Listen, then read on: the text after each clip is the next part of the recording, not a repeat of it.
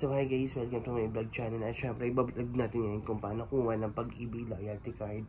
So guys, don't forget to hit like, share, and subscribe my YouTube vlog channel, Edgar Brian Edgar Pasuanay. So click the subscribe button. Syempre, kapag siniscribe yan, syempre, malaking tulong na yan sa akin. And syempre, don't forget to share also para may malaman kayo kung paano kuha ng Pag-ibig ID.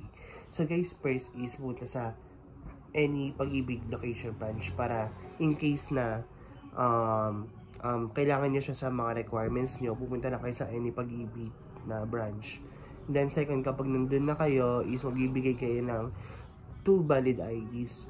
Syempre kasama dun yung mga PhilHealth, SSID, o kaya birth certificate, anything na valid ID, represent nyo yun sa cashier.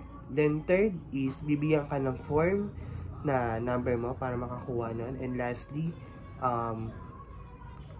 kapag tinawag yung number mo na form is pupunta ka dun kasi tinawag na yung number mo eh. All you need to do is to bring 125 pesos for the payment. And syempre, lastly, kapag may 125 pesos ka, make sure na nakapaghulig ka dun mismo sa Pag-ibig ID mo. Kasi kapag hindi ka nakapaghulig dun ng anything na amount doon, is di ka makakuha ng Pag-ibig loyalty card. So, pampito, ito na siya. Ito yung itsura ng Pag-ibig ID card yan. Kitang-kita naman guys. Yan. So guys, don't forget to hit like, share, and subscribe my YouTube vlog channel at Edgar Brian Edgar Pasuanay.